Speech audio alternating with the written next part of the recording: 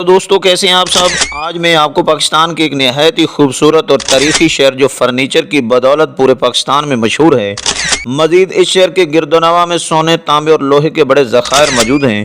ایک تاج محل انڈیا میں ہے تو ایک تاج محل اس شہر میں بھی واقع ہے۔ آپ جان گئے ہوں گے کہ ہم آپ کو پاکستان کے کس شہر کی سیر کروانا چاہتے ہیں، تو جلدی سے باندھ لیجیے اپنا سیٹ بیلٹ، تو نکلتے ہیں چنیوڑ کے ایک شاندار سفر پر۔ اگر تاریخ سے جڑے منفرد حقائق کی روح سے دیکھا جائے تو چنیوٹ دو الفاظ چن اور اوٹ کے حسین امتزاج سے بنا ہے۔ کسی چیز کے پیچھے کا عکس، جب دریائے چناب اور پہاڑوں کے سنگم میں جب چاند پہاڑوں کی اوٹ سے نکل کر سامنے آتا ہے تو دریا میں چاند کی پرچھائی دلکش منظر پیش کرتی ہے جناب۔ تاریخ کے جروکوں میں یہ لکھا نظر آتا ہے کہ چندر گپت موریہ کی رانی چندن جب مردوں کے بیس میں شکار کے لیے یہاں آئی تو اس نے یہاں پر ایک سراج تعمیر کروائی جس کا نام چندن یوٹ رکھا، اور یوں وقت کے داروں کے ساتھ یہ چنیوٹ بن گیا۔ محکمہ آثار قدیمہ کے مطابق یہاں شمشان گھاٹ کے آثار بھی ملے ہیں، جس سے یہ لگتا ہے کہ یہاں ماضی میں کوئی بڑا شہر آباد تھا۔ یہ شہر فیصل آباد اور سرگودا کے درمیان میں واقع ہے۔ اس کی حدود فیصل آباد، سرگودا، حفظ آباد اور جنگ سے ملتی ہے۔ اسے 2009 میں ضلع کا درجہ ملا۔ پہلے یہ جنگ کی ایک تحصیل ہوا کرتی تھی۔ اب اس کی 3 تحصیلیں چنیوٹ، بوانا اور لالیاں ہیں۔ 2,22,623 افراد کے ساتھ یہ پاکستان کا 27واں بڑا شہر ہے جناب۔ اس شہر کی مرغوب ڈش کنا گوشت ہے۔ اس کے قلعہ ریختی کو جو عنایت اللہ سیال نے بنوایا تھا، اسے احمد شاہ ابدالی نے فتح کر کے یہاں پر دورانی خاندان کو آباد کر دیا، جنہوں نے 40 سال تک یہاں پر حکومت کی۔ جب رنجیت سنگھ پنجاب کا گورنر بنا تو اس نے مقصود خان درانی کو شہید کرا دیا۔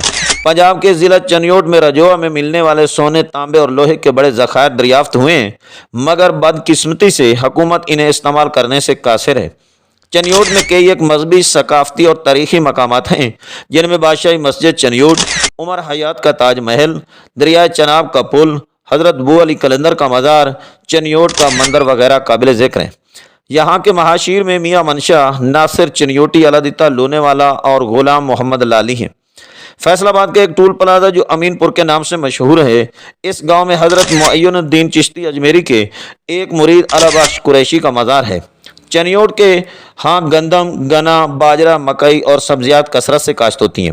جماعت احمدیہ کا صدر مقام ربوہ یعنی چناب نگر 1948 میں جماعت احمدیہ کے دوسرے خلیفہ مرزا بشیر الدین محمود نے جب وہ 1947 کو نقل مکانی کر کے یہاں آیا تو اس نے اس شہر کی بنیاد رکھی۔ یہاں کی 95% آبادی جماعت احمدیہ یعنی مرزائی پیروکاروں سے تعلق رکھتی ہے۔ اس جماعت کا اسلام سے کوئی تعلق نہیں، جبکہ یہ دیکھنے میں مسلمان لگتے ہیں، جبکہ یہ ایسا ہے نہیں۔ میری آپ دوستوں سے مؤدبانہ التماس ہے کہ جس دوست نے ابھی تک میرے چینل پاک ٹی وی کو سبسکرائب نہیں کیا تو برائے مہربانی میرے چینل کو سبسکرائب کر دیں اور ساتھ لگے گھنٹی کے آئیکن کو بھی دبا دیں۔ ویڈیو دوستوں میں شیئر کریں، اچھے اچھے کمنٹس کریں۔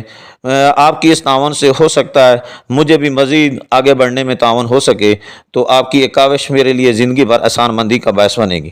انہی دعاؤں کے ساتھ چلتے ہیں کسی اور شہر یا ملک کے دلچسپ حقائق کے ساتھ آپ سے ملاقات ہوگی۔ تب تک اپنا بہت سارا خیال رکھیے گا۔ اللہ آپ سب کا حامی ناصر ہو۔ فی امان اللہ۔ اللہ حافظ۔